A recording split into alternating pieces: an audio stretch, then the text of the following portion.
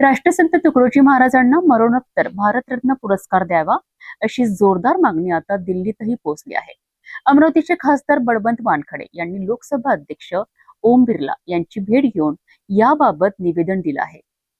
तुकडोजी महाराजांना भारतरत्न मिळावं या मागणीकरिता तिवसा तहसील कार्यालयासमोर गुरुदेव भक्तांचं गेल्या 5 दिवसांपासून बेमुदत आमरण उपोषण सुरू आहे।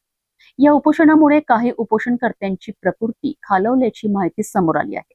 विदर्भातील थोर संत आणि स्वातंत्र्य लढ्यात योगदान देणारे राष्ट्रसंत तुकडोजी महाराज यांना मरणोत्तर भारतरत्न पुरस्कार देण्यात यावा या मागणीकरिता तिवसा शहरात गुरुदेव भक्तांकडनं बेमुदत आमरण उपोषण सुरू आहे।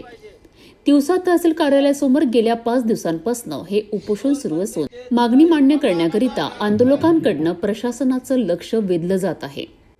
अमरावतीचे काँग्रेस खासदार बळवंत वानखडे यांनी दिल्ली येथे लोकसभा अध्यक्ष ओम बिर्ला यांची भेट घेतली।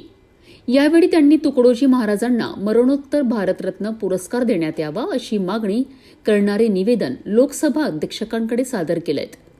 तुकडोजी महाराजांचं सामाजिक, आध्यात्मिक आणि राष्ट्र निर्माणातील योगदान लक्षात घेता त्यांना देशाचा सर्वोच्च नागरी सन्मान मिळावा अशी भूमिका खासदार बळवंत वानखडे यांनी मांडली आहे। खासदार वानखडे दिल्लीहून अमरावती जिल्ह्यात परतल्यानंतर उपोषणस्थळी जाऊन आंदोलकांची भेट घेणार असल्याची माहिती आहे।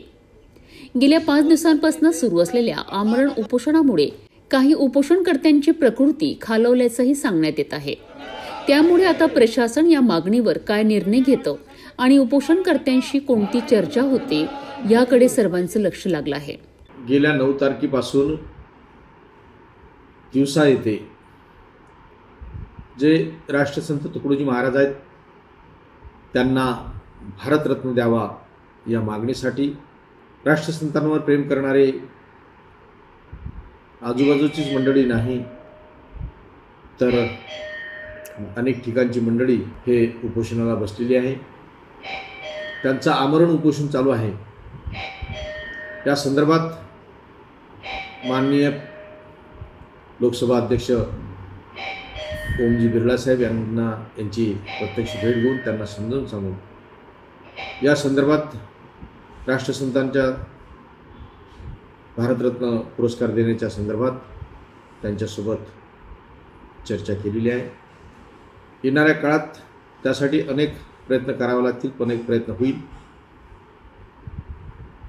आणि निश्चितच राष्ट्रसंतांना ज्यांच्या विचारांवर जळणघडणीवर आज ग्रामीण भारताचा पाया उभा आहे त्या राष्ट्रसंत तुकडोजी महाराजांना भारतरत्न पुरस्कार मिळवण्यासाठी आम्ही कटिबद्ध आहोत। राष्ट्रसंत तुकडोजी महाराजांना भारतरत्न देण्याची मागणी आता उपोषणाच्या माध्यमातून तीव्र झाली आहे।